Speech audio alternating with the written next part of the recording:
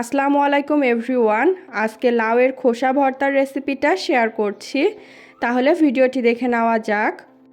প্রথমে আমি লাউয়ের খোসাটাকে ছাড়িয়ে ছোট টুকরা করে কেটে ভালোভাবে ধুয়ে পরিষ্কার করে একটা সসপ্যানের মধ্যে নিয়ে নিলাম।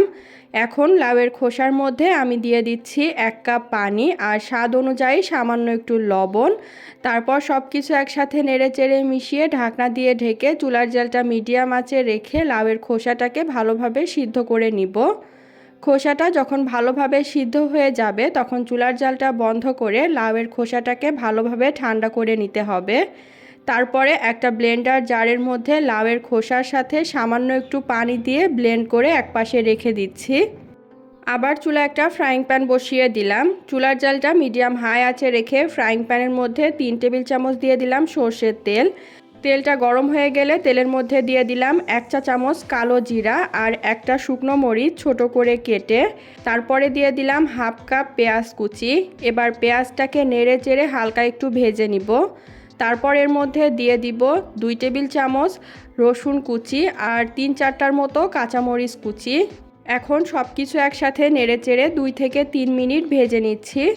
এখানে মরিচের পরিমাণটা অবশ্যই স্বাদ অনুযায়ী দিতে হবে।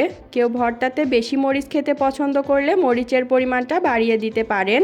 এখন এর মধ্যে ব্লেন্ড করে নেওয়া লাউয়ের খোসাটাকে দিয়ে একটানা নাড়াচাড়া করে জাল করে নিচ্ছি প্রায় 3 থেকে 4 মিনিট।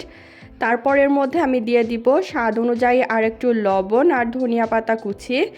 আবার সব কিছু একসাথে মিশিয়ে নিব আর জাল করব যতক্ষণ না এই ভর্তাটা একদম শুকনো হয়ে যাচ্ছে। যখন পানিটা সম্পূর্ণ শুকিয়ে ভর্তাটা এমন শুকনো শুকনো হয়ে যাবে তখন চুলার জালটা বন্ধ করে দিব আর এই ভর্তাটা গরম ভাতের সাথে পরিবেশন করে নিচ্ছি। লাউয়ের খোসাটা ফেলে না দিয়ে এইভাবে ভর্তাটা একবার হলেও ট্রাই করবেন। এই গরমের দিনে গরম ভাতের সাথে ভর্তাটা খেতে কিন্তু দারুণ লাগে। আজ এ পর্যন্তই। ভিডিওটা ভালো লাগলে অবশ্যই চ্যানেলটাকে সাবস্ক্রাইব এবং পেজটাকে ফলো করে দিবেন আর ভিডিওতে একটা লাইক দিয়ে দিবেন। আল্লাহ হাফেজ।